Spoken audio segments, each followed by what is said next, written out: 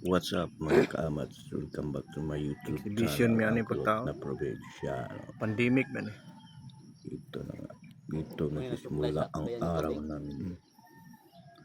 Magbabaklas kami ng isang 100 feet tower. Baklas 100 feet. Ililipat namin sa ibang lugar.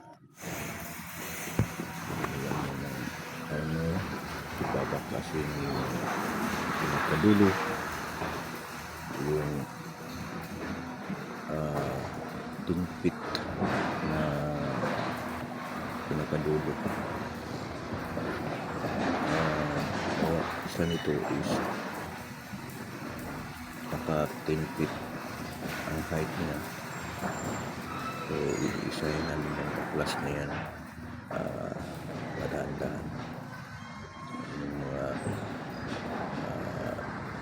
tungkakol nasa gilid ng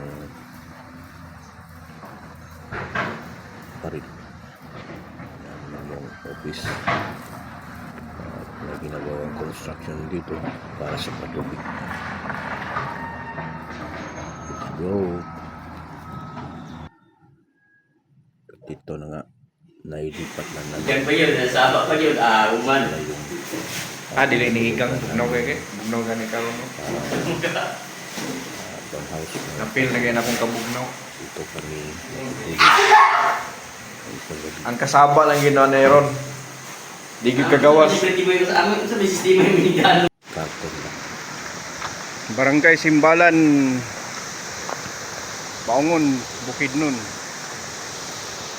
Ito naman kita ko ito yung Kalimbalan, dalawang kuray. Poray. Isa ka Poray naka Yung palibot. tower.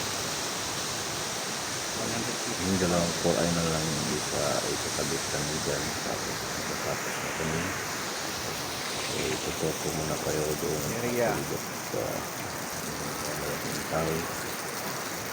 Itong tapa o ilog na pinukunan ng tubig para sa kabahayan. May vision na yan.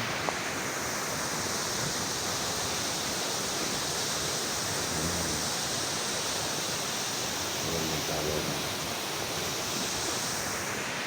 Right. Campsite.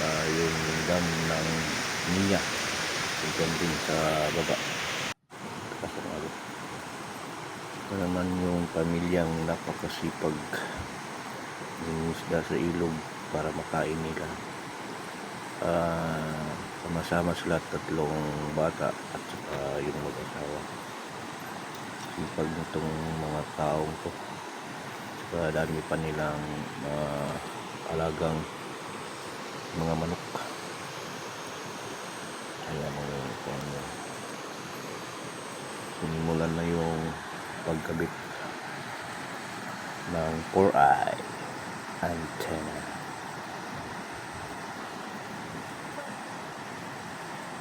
Siguro marami na yan silang kuha.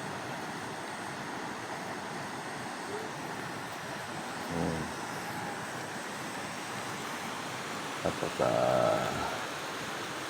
daming punong kahoy at saka magubat. Yung tubig walang problema dito, dumadaloy kahit saan.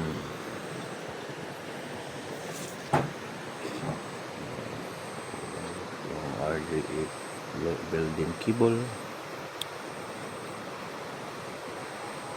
pwede na. Doon na sa taas, yan yung finished product. Let's go.